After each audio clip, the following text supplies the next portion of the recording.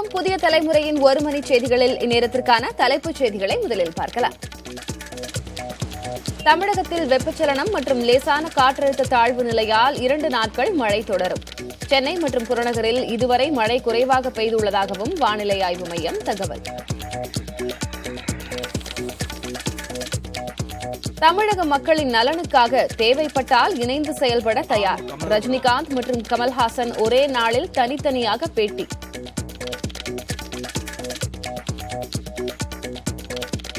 யார் யாருடன் கூட்டு சேர்ந்தாலும் அதிமுகவுக்கு அச்சம் இல்லை என ஓ பன்னீர்செல்வம் பேட்டி. ரஜினி கமல் இணைவது குறித்த கேள்விக்கு பதில்.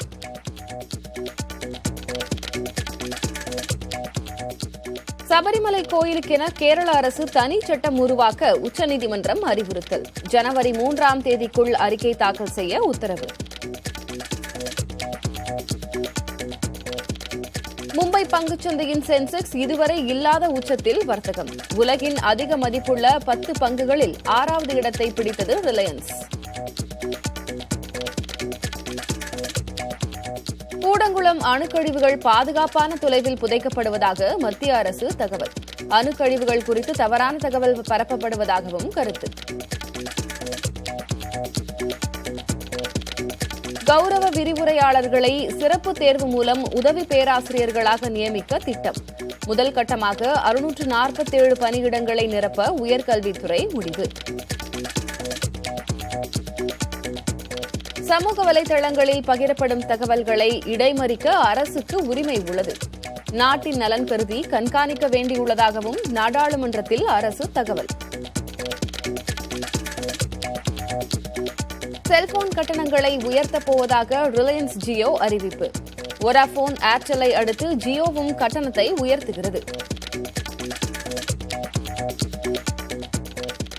வரும் 29ஆம் தேதி இந்தியா வருகிறார் இலங்கையின் புதிய அதிபர் கோத்தபய ராஜபக்ச.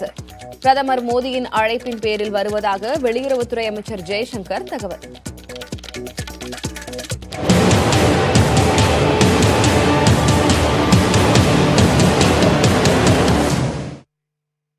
மக்கள் நலனுக்காக இணைவோம் என நடிகர் ரஜினிகாந்த் மற்றும் மக்கள் நீதி மய்யத்தின் தலைவர் கமல்ஹாசன் ஆகிய இருவரும் கூறிய நிலையில் அவர்களுடன் விஜயும் சேர்ந்தாலும் எதிர்கொள்வோம் என அதிமுக தெரிவித்துள்ளது.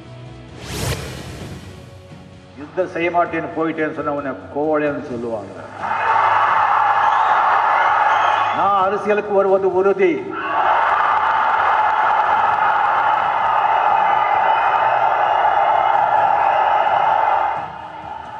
நான் அரசியலுக்கு வருவது உறுதி என நடிகர் ரஜினிகாந்த் கூறியதிலிருந்தே மக்கள் நீதி மய்யத்தின் தலைவரும் அவரது நண்பருமான கமல்ஹாசனுடன் இணைவாரா என்ற எதிர்பார்ப்பு எழுந்துள்ளது. முன்பெல்லாம் இது தொடர்பாக செய்தியாளர்கள் கேள்வி எழுப்பும்போது இருவரும் மழுப்பலான பதிலையே தெரிவித்து வந்தனர். இந்நிலையில் தேவைப்பட்டால் மக்கள் நலனுக்காக இணைவோம் என நடிகர் ரஜினிகாந்தும் கமல்ஹாசனும் ஒரே நாளில் தெரிவித்துள்ளனர். மக்களுடைய நலனுக்காக நானும் கமல்களும் இணைய வேண்டிய சூழ்நிலை ஏற்பட்டால் நிச்சயமாக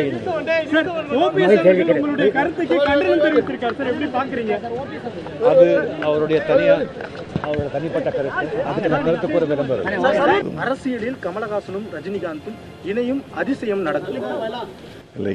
நாங்கள் இணையறதுல அதிசயம் ஒன்றுமே இல்லை. ஏன்னா 44 வருஷமாக இணைஞ்சு தான் இருக்கோம். அதில் இணையம் அவசியம் வந்தால் கண்டிப்பாக சொல்கிறோம். சேர்ந்து பயணிப்பது என்பது தமிழகத்தின் மேம்பாட்டுக்காக சேர்ந்து பயணிக்க வேண்டி வந்தால் பயணிப்போம். ரஜினி கமல் மட்டுமல்லாமல் மொத்தமாக இணைந்து வந்தாலும் அதிமுக எதிர்க்கும் என அமைச்சர் ஜெயக்குமார் புதிய தலைமுறைக்கு தெரிவித்துள்ளார்.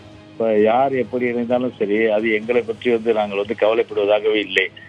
நான் ஏற்கனவே பல முறை சொல்லியிருக்கேன். நான் ரஜினியும் கமலும் சேர்ந்து வந்தாலும் சரி, ரஜினி கமல் விஜயும் மொத்தமா வந்தாலும் சரி, அதை சிங்கிளா எதிர்க்கிறதுக்கு ஒரு திராணி படைத்து தைரியம் கொண்ட ஒரு மாபெரும் இயக்கம் அனைத்து இந்திய அண்ணா திராவிட முன்னேற்ற கழக இயக்கம். இணையதை பத்தி நான் ஒன்றும் சொல்ல முடியாது. அது ரஜினியும் கமல் அதே போல கூட யார் வேணாலும் வச்சுக்கிட்டு அவங்க மொத்தமா வரட்டும், நல்ல விஷயம்தான். அதிமுகவின் கருத்து இப்படி இருக்க ரஜினியும் கமலும் இணைந்து செயல்பட்டால் நல்லதுதான் என கூறியிருக்கிறார் திமுக பொருளாளர் துரைமுருகன். ரஜினி கமல் 2 பேரும் இணைந்து செயல்படணும்னு சொல்லியிருக்காங்க. நல்லது. தேவைப்பட்டால் இணைந்து செயல்பட தயார் என ரஜினிகாந்தும் கமல்ஹாசனும் கூறியிருப்பது தமிழக அரசியல் களத்தில் திடீர் திருப்பத்தை ஏற்படுத்தியுள்ளது. இதை கொண்டு பார்க்கையில் 2021ஆம் ஆண்டு சட்டப்பேரவை தேர்தலுக்கான களம் இப்போதே தயாராக தொடங்கிவிட்டதாகவும் அரசியல் நோக்கர்கள் கருதுகின்றனர். நடிகர் ரஜினிகாந்தும் தானும் தேவைப்பட்டால் இணைவோம் என்று கூறியதாக மக்கள் நீதி மய்ய கட்சித் தலைவர் கமல்ஹாசன் விளக்கம் அளித்துள்ளார். உள்ளாட்சித் தேர்தல் தொடர்பாக மக்கள் நீதி மய்யம் நிர்வாகிகளோடு சென்னை ஆழ்வார்பேட்டையில் உள்ள அந்த கட்சியின் தலைமை அலுவலகத்தில் கமல்ஹாசன் ஆலோசனை மேற்கொண்டார். அப்போது மக்களுக்கு செய்ய வேண்டிய நலத்திட்டங்கள் குறித்து நிர்வாகிகள் மத்தியில் கமல்ஹாசன் உரையாற்றினார்.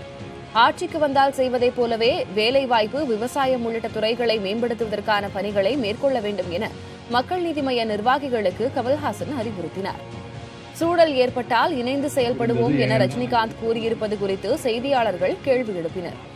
அதற்கு பதிலளித்த கமல்ஹாசன், தனக்கும் ரஜினிக்கும் இடையே உள்ள நட்பை விட தமிழகத்தின் நலனே தங்களுக்கு முக்கியம் என்றார்.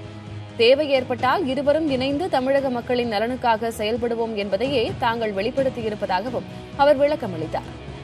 தமிழ்நாட்டிற்காக உழைப்போம் என்ற உறுதிமொழியையே தாங்கள் முன்வைத்திருப்பதாகவும் கமல்ஹாசன் கூறினார். எதிர்பாருங்கள், அதற்கு ஆனால் அது இன்ன தேதி என்று குறிப்பிட முடியாது. நாங்கள் சொல்லியிருக்கிறதை நீங்கள் கவனித்து பாருங்கள். தேவைப்பட்டால் என்பதுதான், அது தேவைப்பட்டால் செய்வோம், தமிழகத்திற்காக என்பதுதான் அதில் நீங்கள் எடுத்துக்கொள்ள வேண்டிய செய்தி. இதில் முக்கியமாக இருப்பது எங்கள் நட்பையும் விட முக்கியமான செய்தி தமிழகத்தின் நலன் என்பதுதான். யாருடன் யார் கூட்டு சேர்ந்தாலும் அதிமுகவிற்கு எந்த பாதிப்பும் ஏற்படாது என அந்த கட்சியின் ஒருங்கிணைப்பாளரும் துணை முதல்வருமான ஓ பன்னீர்செல்வம் தெரிவித்துள்ளார். அதிமுகவின் அடித்தளம் வலிமையாக இருப்பதாகவும் அவர் கூறினார். அது எந்த காலத்திலும் அனைத்து இந்திய அண்ணா திராவிட முன்னேற்ற கழகம் தொண்டர்களால் உருவாக்கப்பட்ட இயக்கம். புரட்சித் தலைவர் எம்ஜிஆர் அவர்களும் புரட்சித் தலைவர் மாண்புமிகு அம்மா அவர்களும் தொண்டர்களால் உருவாக்கப்பட்டு மக்களாட்சி தத்துவத்தின்படி ஆட்சி நடைபெற்றுக் கொண்டிருக்கிறது. அனைத்து இந்திய அண்ணா திராவிட அடித்தளம் மிகவும் பலமாக இருக்கிறது. யார் சேர்ந்தாலும் எங்களுக்கு அதை பற்றி கவலை இல்லை. தமிழக மக்களின் நலனுக்காக தேவை ஏற்பட்டால் இணைந்து செயல்படுவோம் என மக்கள் நீதி மய்யத்தின் தலைவர் கமல்ஹாசனும் நடிகர் ரஜினிகாந்தும் கூறியிருப்பது தொடர்பாக பல்வேறு தரப்பினர் தெரிவித்துள்ள கருத்துக்களை இப்போது பார்க்கலாம். என்னுடைய அபிப்பிராயம் கமல் சார் முதல்வர் ஆகணுங்கிறது தான். அதுக்காகத்தான் நான் வேலை செய்வேன். அவர் யாரை காமிச்சு அவங்களோட நம்ம இணைஞ்சு வேலை செய்யணும்னு சொல்றாங்களோ அதுவும் நாங்கள் செய்வோம். சிஸ்டம் கெட்டு கிடக்கிறது. இந்த சிஸ்டத்தை கெடுத்தவர்கள் யார்? 50 ஆண்டுகளாக 2 திராவிட கட்சிகளும் சேர்ந்துதான் இந்த சிஸ்டத்தை கெடுத்து வைத்திருக்கின்றன. எனவே இந்த 2 திராவிட கட்சிகளுக்கு மாற்றாக ஒரு நல்ல அரசியலை வளர்த்தெடுப்பதற்காகத்தான் ரஜினிகாந்த் அவர்கள் அரசியலில் அடியெடுத்து வைக்கிறார். கமலஹாசனும் ஊழல் மலிந்த இந்த ஆட்சி முறையை ஒழித்து கட்டி ஒரு நல்ல மாற்று அரசியலை வளர்த்தெடுக்க வேண்டும் என்ற நோக்கத்திற்காகத்தான் அரசியல் களத்திற்கு வந்திருக்கிறார். எனவே அடிப்படையில் பார்த்தால் இவர்கள் 2 பேருடைய நோக்கங்களும் ஒரே மையப்புள்ளியில் தான் இணைந்திருக்கின்றன. இப்போ அவருக்கு ஒரு பயம் வந்துருச்சு. நம்மளால் தன்னிச்சையாக ஒரு கழகமோ கட்சியோ ஆரம்பித்து நம்மளால் சரிப்பட்டு வராது, அது நடத்த முடியாது அப்படின்னு தெரிஞ்ச உடனே ஒரு தடுமாற்றத்தோட நான் தேவைப்பட்டால் கமலோடு மக்களுடைய நலனுக்காக சேர்வேன் அப்படிங்கிறது மக்களுக்காக, தமிழக மக்களுக்காக தேவைப்பட்ட நேரத்தில் இதுவரை வராத ரஜினி இனிமேல் மக்கள் நலன் என்ன செய்ய போகிறாருன்னு எனக்கு தெரியல. 3 அணிகளாக அவர்கள் முயற்சி செய்வார்கள். அது பாரதிய ஜனதா கட்சிக்கு ஒரு மிக முக்கியமான ஒரு இடமாக பார்க்க முடியும். தமிழகத்தில் கழகங்கள் அல்லாத தமிழ்நாடு என்ற ஒரு பிரச்சாரத்தை, ஒரு முழக்கத்தை பாரதிய ஜனதா கட்சி தொடர்ச்சியாக செய்து வந்தது. அந்த கழகங்கள் அல்லாத தமிழ்நாட்டுக்கு ஒரு ஐக்கனாக அல்லது சினிமாவில் கவர்ச்சிகரமாக நடித்த இருவரையும் வைத்துக்கொண்டு அவர்கள் இந்த மண்ணில் அரசியல் செய்ய முயற்சி செய்கிறார்கள். தமிழக அரசியலில் ரஜினிகாந்தை திருப்பு முனையாக நினைத்தால் ஏமாறதான் வேண்டும் என அமமுகவில் இருந்து விலகிய புகழேந்தி தெரிவித்துள்ளார். புதிய தலைமுறைக்கு பேட்டியளித்த அவர், ரஜினியும் கமலும் இணைந்தால் மாற்றம் நடக்காது எனவும் கூறினார். ஆகவே ரஜினிகாந்தை பொறுத்தவரை ஒரு பெரிய மாயையாக, பெரிய திருப்பு முனையாகலாம் இருப்பார்னு நினச்சிங்கன்னா ஏமாந்து போயிடுவீங்க. மக்கள் எல்லாம் காரணம் இல்லாமல் வாக்களிப்பதற்கு தயாராக இல்லை. அதைத்தான் இந்த இடைத்தேர்தல் விக்கிரவாண்டியும் நாங்குநேரியும் எடுத்து காண்பித்திருக்கிறது. ஆகவே அவ்வளவு சீக்கிரமாலாம் இவங்க 2 பேரும் சேர்ந்து என்ன ஆகிடும்? நான் தெரியாமல் கேட்குறேன், சொல்லுங்கள், என்ன ஆகிடும்? உள்ளாட்சி தேர்தல் ஏற்பாடுகள் குறித்து மாவட்ட ஆட்சியர்களோடு மாநில தேர்தல் ஆணைய செயலாளர் சுப்பிரமணி ஆலோசனை மேற்கொண்டார். தமிழகத்தில் விரைவில் உள்ளாட்சி தேர்தல் நடைபெற உள்ளதால் அதற்கான ஏற்பாடுகளில் மாநில தேர்தல் ஆணையம் தீவிரமாக ஈடுபட்டு வருகிறது. அதன் ஒரு பகுதியாக காஞ்சிபுரம், ராணிப்பேட்டை, திருப்பத்தூர், வேலூர், செங்கல்பட்டு, திருவண்ணாமலை, திருவள்ளூர் மாவட்ட ஆட்சியர்களோடு மாநில தேர்தல் ஆணைய செயலாளர் சுப்பிரமணி ஆலோசனை நடத்தினார். காஞ்சிபுரம் மாவட்ட ஆட்சியர் அலுவலகத்தில் நடைபெற்ற ஆலோசனையில் வாக்குப்பதிவு இயந்திரங்களில் மேற்கொள்ளப்பட்ட முதற்கட்ட பரிசோதனை விவரம், தேர்தல் நடத்தும் அலுவலர்கள், வாக்குச்சாவடி அலுவலர்கள் நியமனம் குறித்து விவாதிக்கப்பட்டது.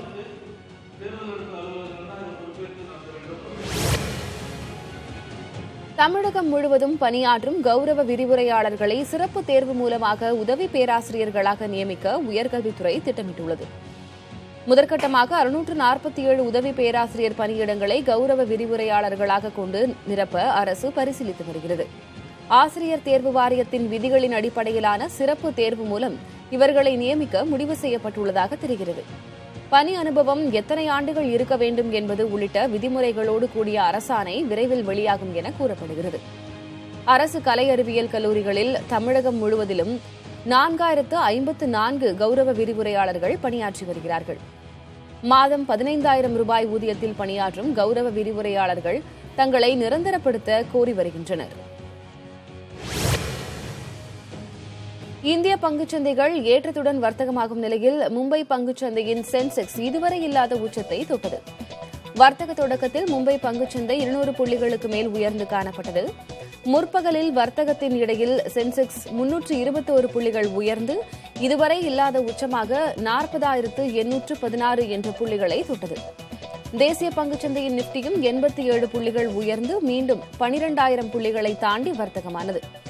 ரிலையன்ஸ் இண்டஸ்ட்ரீஸ் நிறுவன பங்குகள் மதிப்பு 4% வரை உயர்ந்து புதிய உச்சத்தில் வர்த்தகமாகின. ரிலையன்ஸ் இண்டஸ்ட்ரீஸ் நிறுவன பங்குகளின் விலை அதிகரிப்பால் உலக அளவில் 6வது மிகப்பெரிய கச்சா எண்ணெய் நிறுவனமாக உயர்ந்துள்ளது. ஐஎன்எக்ஸ் மீடியா முறைகேடு வழக்கில் முன்னாள் மத்திய அமைச்சர் ப. சிதம்பரம் தாக்கல் செய்த ஜாமீன் மேல்முறையீட்டு மனு மீதான விசாரணை 26ஆம் தேதிக்கு ஒத்திவைக்கப்பட்டது. ஐஎன்எக்ஸ் மீடியா முறைகேடு வழக்கில் முன்னாள் மத்திய அமைச்சர் ப. சிதம்பரம் சிபிஐ மற்றும் அமலாக்கத்துறையால் கைது செய்யப்பட்டு திகார் சிறையில் உள்ளார். சிபிஐ வழக்கில் ப. சிதம்பரம் ஜாமீன் பெற்று இருக்கும் நிலையில் அமலாக்கத்துறையின் வழக்கில் டெல்லி உயர்நீதிமன்றம் ப. சிதம்பரத்தின் ஜாமீன் மனுவை கடந்த 16ஆம் தேதி நிராகரித்துவிட்டது. டெல்லி உயர்நீதிமன்றத்தின் உத்தரவை எதிர்த்து உச்சநீதிமன்றத்தில் ப. சிதம்பரம் தாக்கல் செய்த மனு நீதிபதிகள் பானுமதி தலைமையிலான அமர்வில் விசாரணைக்கு வந்தது. ப. சிதம்பரம் தரப்பில் ஆஜரான கபில் சிபல், அபிஷேக் மனு சிங்வி ஆகியோர் ஐஎன்எக்ஸ் மீடியா வழக்கில் கைது செய்யப்பட்டு ப. சிதம்பரம் 3 மாதங்களுக்கு மேலாக சிறையில் உள்ளதால் ஜாமீன் வழங்க வேண்டும் என்று வாதிட்டனர். அப்போது அமலாக்கத்துறை தரப்பில் ஆஜரான துஷார் மேத்தா தங்கள் தரப்பு விளக்கத்தை வருகிற 25ஆம் தேதி தாக்கல் செய்வதாக கூறினர். அதை ஏற்று வழக்கை 26ஆம் தேதிக்கு நீதிபதி பானுமதி ஒத்திவைத்தார். மகாராஷ்டிராவில் ஆட்சி அமைப்பது தொடர்பான முக்கிய முடிவு நாளை மதியம் தெரியவரும் என்று சிவசேனா மூத்த தலைவர் சஞ்சய் ராவத் நம்பிக்கை தெரிவித்திருக்கிறார். மகாராஷ்டிராவில் சிவசேனா, காங்கிரஸ், தேசியவாத காங்கிரஸ் கட்சிகள் இணைந்து ஆட்சி அமைக்க தீவிரம் காட்டி வருகின்றன. இதுகுறித்து கருத்து தெரிவித்திருக்கும் சிவசேனா மூத்த தலைவர் சஞ்சய் ராவத், இன்னும் 6 நாள்களில் ஆட்சி அமைப்போம் என்றும் டிசம்பர் மாதத்திற்கு முன்பு மகாராஷ்டிராவில் புதிய ஆட்சி அமையும் எனவும் இது தொடர்பான விவரங்கள் நாளை மதியம் 12 மணிக்கு தெரியவரும் என்றும் நம்பிக்கை தெரிவித்திருக்கிறார். ஆட்சி அமைக்க கடந்த 2 வாரங்களுக்கு மேலாக இருந்த தடைகள் நீங்கும் எனவும் சஞ்சய் ராவத் தெரிவித்திருக்கிறார். பிரதமர் நரேந்திர மோடியை தேசியவாத காங்கிரஸ் தலைவர் சரத்பவார் சந்தித்து பேச உள்ளார். நாடாளுமன்றத்துக்கு வந்த சரத்பவார் நாடாளுமன்ற வளாகத்தில் பிரதமர் மோடியை சந்தித்து பேச உள்ளதாக கூறப்பட்டுள்ளது. மகாராஷ்டிராவில் பருவம் தவறிய மழையால் விவசாயிகள் பாதிக்கப்பட்டுள்ளது குறித்து பிரதமரிடம் பவார் எடுத்துக் கூறுவார் என்று தேசியவாத காங்கிரஸ் தரப்பில் கூறப்பட்டுள்ளது.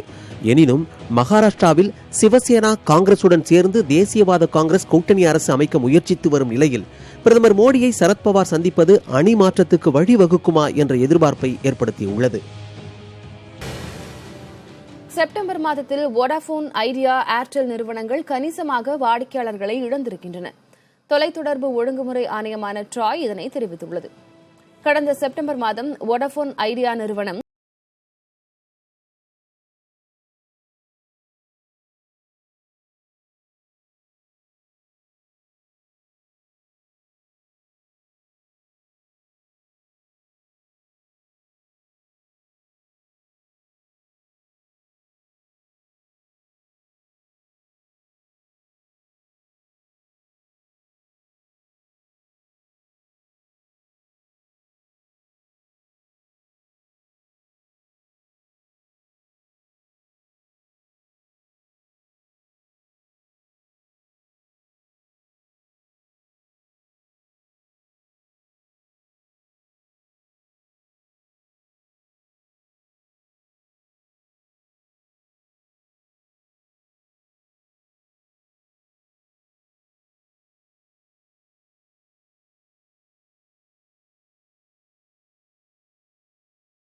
அமைச்சர் ஜெயக்குமார் செய்தியாளர்களை சந்திக்கிறார். பார்க்கலாம். அதே போல் வந்து இன்னைக்கு வந்து கம்ப்ளீட்டாக வந்து விரைவில் உள்ளாட்சி தேர்தல் வந்து தேர்தல் ஆணையம் வந்து தேதி அறிவிக்கும் போது, ஏன்னா அது வந்து கவர்மெண்ட் வந்து டேட் அனௌன்ஸ் பண்ண முடியாது. ஏன்னா ஒரு எலெக்ஷன் கமிஷன் வந்து இண்டிபெண்டன்ட் பாடி. ஸோ எலெக்ஷன் கமிஷன் வந்து டேட் அனௌன்ஸ் பண்ணும்போது வந்து நாங்கள் வந்து அது வந்து ஒரு எல்லா வசதி, அடிப்படை கட்டமைப்பு வசதி, அதே போன்று சட்டம் ஒழுங்கு, எல்லா விஷயங்களும் மக்கள் வந்து ஒரு மகிழ்ச்சி கொள்ளத்தக்கக்கூடிய அளவுக்கு நிறைய செஞ்சுருக்கிறதுனால நிச்சயமாக இப்போ ஒரு மகத்தான வெற்றியை அனைத்து இந்திய அண்ணா திராவிட முன்னேற்ற கழக தலைமையிலான கூட்டணி என்பது நிச்சயமாக பெறும். எனவே இதில் வந்து நீங்கள் பார்க்கணும், நீங்கள் உள்ளாட்சி தேர்தல் குறித்து நாங்கள் வந்து மனு முதல்ல வாங்குகிறோம். அதுக்கு பிறகு தான் தூங்கி எழுந்துட்டு டிஎம்கே வந்து திடீர்னு வந்து வாங்க ஆரம்பித்தாங்க. சரி, வாங்க ஆரம்பித்தாங்களே, அது ஒரு இடத்துக்கு இப்போ உதாரணத்துக்கு சென்னையில் 200 சீட் இருக்குது. 200 சீட்டுக்கு ஒரு வட்டத்துக்கு கிட்டத்தட்ட வந்து எங்கள் கட்சியெல்லாம் பார்த்தா ஒரு வட்டத்துக்கு 25 பேர் போட்டிருக்காங்க. 25 பேர் போட்டிருக்காங்க ஒரு வட்டத்துக்கு, 20 பேர் 25 பேர்ன்ட்டுன்னு. ஆனால் அந்த கட்சியில் ஒரு இடத்துக்கு ஒரு கவுன்சில் சீட்டுக்கு 1 இல்லை 2, ஒருத்தர் இல்லை 2 பேர் இல்லை 3 பேர். ஸோ அப்போ எந்த அளவுக்கு வந்து இப்போ அவங்க பயந்து போயிருக்காங்கன்னு பார்த்துங்க. நீங்கள் இடைத்தேர்தலுக்கு பிறகு கண்டிப்பாக வந்து தேராதுன்னு தெரியும், இது தேராத கேஸ் இது, அதனால் வந்து இது வந்து ஐசியூவில் இருக்கிறது இது, அதனால் வந்து கண்டிப்பாக இது வந்து நடக்காது. இது எலெக்ஷனை பொறுத்தவரை வந்து நம்ம வந்து ஃபெயிலியர் ஆகிடுவோம். அந்த வகையில் வந்து ஒரு பக்கம் என்ன பண்ணுறாங்க, உள்ளாட்சி தேர்தலை தடுக்கிறதுக்கு உண்டான எல்லா முயற்சியும் சட்ட வல்லுநர்களோட கலந்து அந்த ஒரு நடவடிக்கையும் அவங்க எடுத்துகிட்டு இருக்கிறாங்க. இன்னொரு பக்கம் அவங்க கட்சிக்காரர் மத்தியில் ஒரு எழுச்சி இருக்கானா, எழுச்சியே கிடையாது சுத்தமாக. எல்லாம் அப்படியே வீழ்ச்சி தான். இப்போது அதெல்லாம் சோர்ந்து போயிருக்காங்க. அதனால தெரியுது அவங்க இப்போ திமுக சார்ந்த அவங்க குடும்பம் அவங்கள சார்ந்த சில பேர் தான் அந்த திமுகவில் பயன்படுறாங்களுடைய அடிமட்ட தொண்டனுக்கு எந்த பலனும் இல்லைன்றது நிச்சயமாக உணர்ந்திருக்காங்க. அதனுடைய விளைவு தான் என்ன பண்ண, எதிர்பார்த்த அளவுக்கு மனு வரலன்னு சொன்ன உடனே டேட் எக்ஸ்டெண்ட் பண்ணிட்டாங்க. 27ஆம் தேதி வரல. இப்போ நாங்கள் எக்ஸ்டெண்ட் பண்ணோமா? பண்ணல. எங்கள் கட்சியில் என்னாச்சு, ஒரு இடத்துக்கு 10 பேர் 20 பேர் கேட்குறான், அங்கே ஒரு இடத்துக்கு ஆளே கிடையாது. ஸோ இதை மாதிரி ஒரு பெரிய ஒரு தொய்வு உண்மையிலே வந்து திமுகவுக்கு ஒரு கெட்ட காலம் தான் இதை நினைக்கிறேன் நான். ஸோ அந்த அளவுக்கு வந்து இது வந்து திமுகவை பொறுத்தவரை ஒரு அதில் பாதாளத்துக்கு தான் போயிடுச்சு. திராவிட கட்சிகளுக்கும் திராவிட அரசியலுக்கும் எதிராக ஆப்போசிட்டாக வந்து ரஜினி கமலோட அரசியல் வந்து அடுத்து தமிழகத்தில் வந்து அதுதான் நேற்றே நான் சொல்லிட்டேன். சில டிவியில் டெலிஃபோனுக்கு இன்டர்வியூ கேட்டாங்க. யார் டெலிஃபோன் கால் வந்தாங்களோ அவங்க தான் நான் ஃபோன் போட்டு நான் ஃபோன்லேயே கொடுத்தேன். நான் தெளிவாக சொன்னேன், நான் எல்லாரையும் சேர்த்துங்க. இன்னைக்கு காலையிலேயும் கமல் வந்து உறுதிப்படுத்தியிருக்காரு. அதுதான் சொல்கிறேங்க, அவர் உறுதிப்படுத்துவார். எல்லாரையும் சேர்த்துங்க, நீங்கள் எங்களுக்கு மாறுபட்ட கருத்து இல்லை, அதை பற்றி பிரச்சனை இல்லை எங்களுக்கு. 2வது 3வது என்னென்னா, ஒரு அனைத்து இந்திய அண்ணா திராவிட முன்னேற்ற கழக தலைமையிலான கூட்டணி வந்து ஒரு பலமிக்க ஒரு வலிவான கூட்டணி.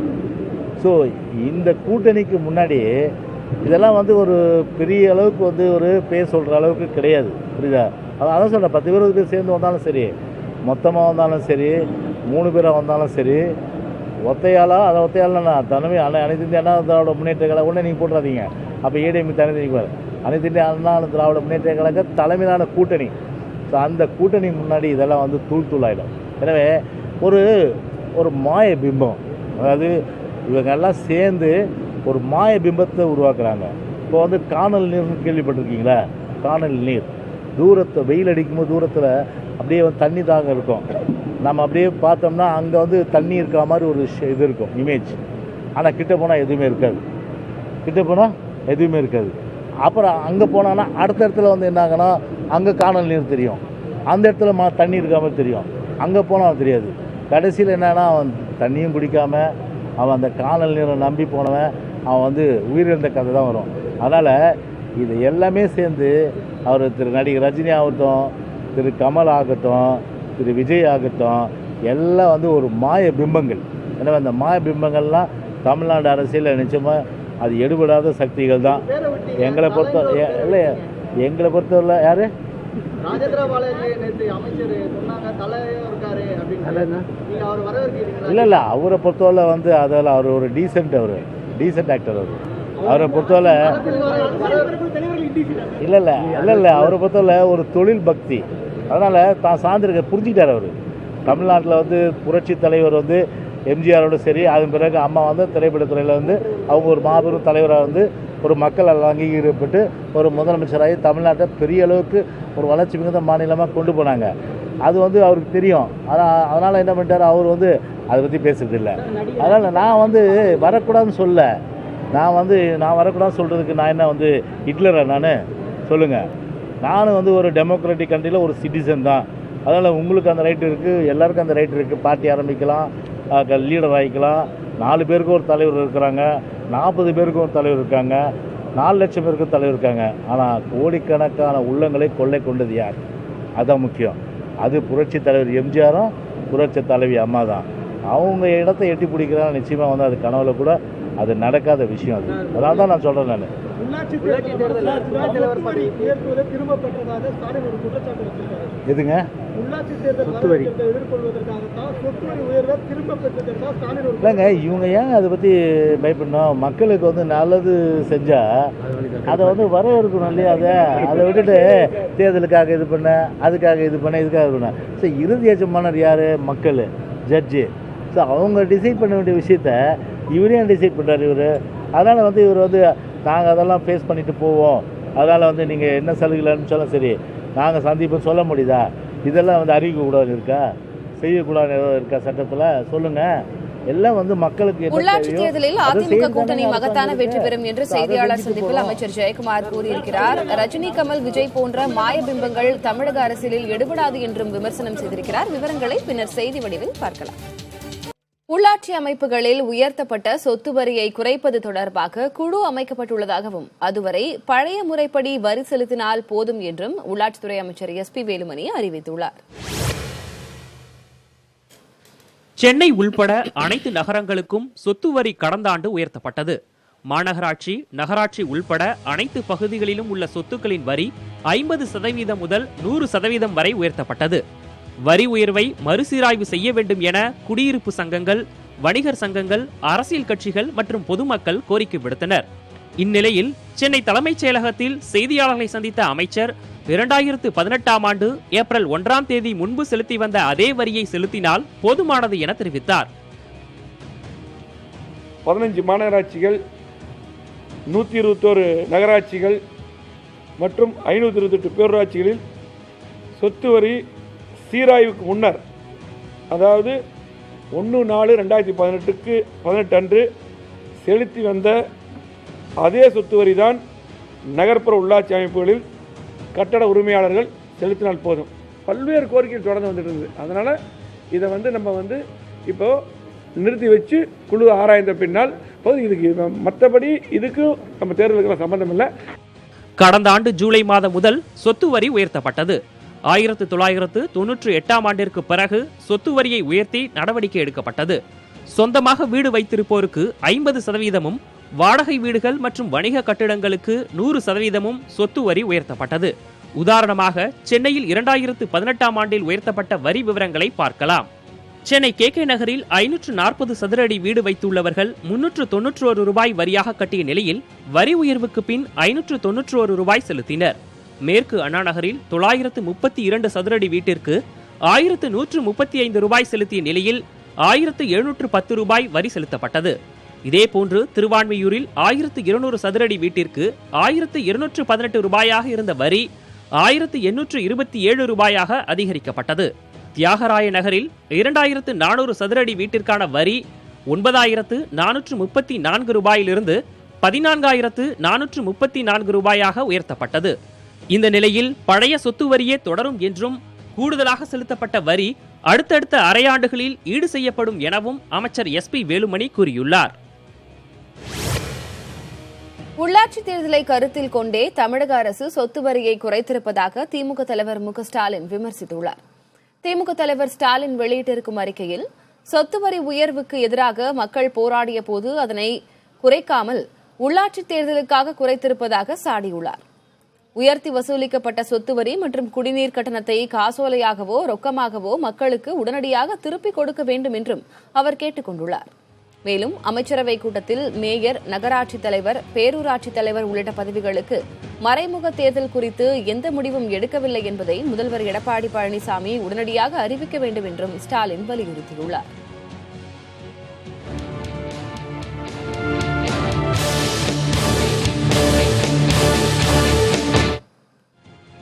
சர்க்கரை மட்டுமே வாங்கும் குடும்ப அட்டைகளை வைத்திருப்பவர்கள் அதை அரிசி பெறக்கூடிய குடும்ப அட்டைகளாக மாற்றிக்கொள்ளலாம் என்று தமிழக அரசு அறிவித்துள்ளது.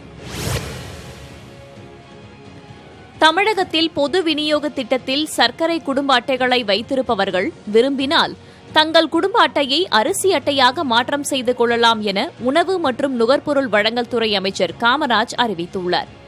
சர்க்கரை அட்டைதாரர்களின் கோரிக்கையை ஏற்று அவர்களின் அட்டையை அரிசி பெறும் குடும்ப அட்டைகளாக மாற்ற முதலமைச்சர் ஆணையிட்டிருப்பதாக அமைச்சர் கூறியுள்ளார். அதன்படி விருப்பமுள்ள சர்க்கரை குடும்ப அட்டைதாரர்கள் www.tnpds.gov.in என்ற இணையதளத்தில் வரும் 26ஆம் தேதி வரை விண்ணப்பிக்கலாம் என்று குறிப்பிடப்பட்டுள்ளது. சம்பந்தப்பட்ட வட்ட வழங்கல் அலுவலர்கள் மற்றும் உதவி ஆணையர்களிடமும் விண்ணப்பத்தை சமர்ப்பிக்கலாம் என்றும் அமைச்சர் காமராஜ் தெரிவித்துள்ளார். விண்ணப்பங்கள் மீது தகுதியின் அடிப்படையில் உரிய நடவடிக்கைகள் எடுக்கப்படும் என்றும் அவர் உறுதியளித்துள்ளார். தற்போதைய நிலவரப்படி தமிழகத்தில் பொது விநியோக திட்டத்தில் அனைத்து பொருட்களும் கிடைக்கக்கூடிய 77,81,055 PHH குடும்ப அட்டைகள் உள்ளன. அனைத்து பொருட்களுடனும் 35 கிலோ அரிசி பெற தகுதியான PHH-AAY குடும்ப அட்டைகள் 18,64,600 உள்ளன.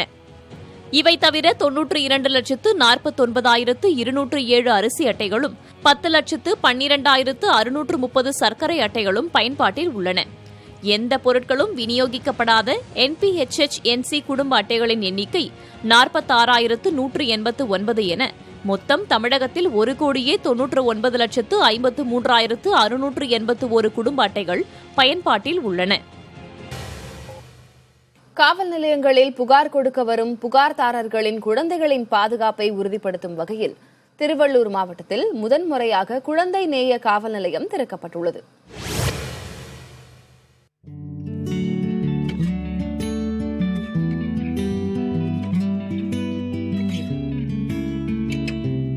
வண்ண வண்ண சித்திரங்கள் வரையப்பட்ட சுவர், பொம்மைகள், நாற்காலிகள், விளையாட்டுப் பொருட்கள், ஓவிய புத்தகங்கள் என காட்சியளிக்கும் இந்த இடம் குழந்தைகள் பராமரிப்பகமோ கிண்டர் கார்டனோ அல்ல, திருவள்ளூரில் உள்ள காவல் நிலையம்.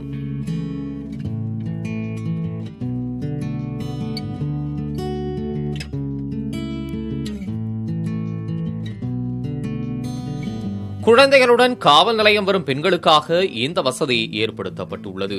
இதற்கு காரணம் குழந்தைகளுடன் காவல் நிலையம் வரும் பெண்கள்தான். திருவள்ளூர் மாவட்டத்தில் இந்த ஆண்டு ஜனவரி மாதம் முதல் தற்போது வரை 1269 பெண்கள் காவல் நிலையத்தை பல்வேறு உதவிக்காக அணுகியுள்ளனர். அவர்களில் சுமார் 640 பேர் குழந்தையுடன் காவல் நிலையம் வந்துள்ளனர்.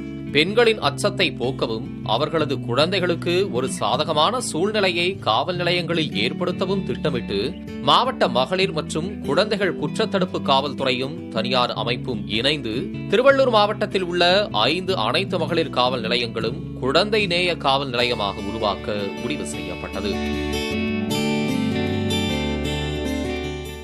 குழந்தைகளுக்கு, மாணவர்களுக்கு ஒரு காவல்துறைக்கு மேலே ஒரு பயம், அந்த அச்சத்தை போக்கும் விதமாக இந்த எஸ்டாப்ளிஷ்மெண்ட் பண்ணியிருக்கோம். இப்போ ஸ்டூடெண்ட் போலீஸ் கேரட்டு, அது இல்லாமல் அதர் குட்டி போலீஸில் இருக்கக்கூடிய ஸ்டூடெண்ட்ஸ் எல்லாமே ரெகுலராக காவல் நிலையத்துக்கு இந்த ஃபெசிலிட்டியை யூஸ் பண்ணிவிட்டு விளாண்டுட்டு போகிறதுக்கு தேவையான வசதிகள் எல்லாமே அதில் இருக்குது. இதன் மூலம் காவல்துறையை ஒரு ரோல் மாடலாகவும் ஸ்டூடெண்ட்ஸ் பார்ப்பாங்க. ஸ்டூடெண்ட்ஸுக்கும் காவல்துறைக்கும் இருக்கிற கேப்பும் இது மூலமாக குறையுது. அதேமாதிரி பெட்டிஷனர்ஸ் வர்றவங்க குழந்தைகள் கூட்டு வரும்போது எந்த விதமான பயம் இல்லாமல் காவல்துறையினரையும் காவல் நிலையத்தையும் அணுகுவதற்கு ஏற்றவாறு இந்த ரூம் செட்டப் பண்ணியிருக்கோம். முதற்கட்டமாக திருவள்ளூர், திருத்தணி மற்றும் ஊத்துக்கோட்டையில் குழந்தை நேய காவல் நிலையங்கள் திறக்கப்பட்டுள்ளன. விளையாட்டு உபகரணங்கள் தவிர குழந்தைகளுக்கு பால், சுடுதண்ணீர் வைக்க ஏற்பாடுகளும், வழக்கு விசாரணைக்கு வரும் தாய்மார்கள் குழந்தைகளுக்கு பாலூட்டவும் சிறப்பான ஏற்பாடுகள் செய்யப்பட்டுள்ளன.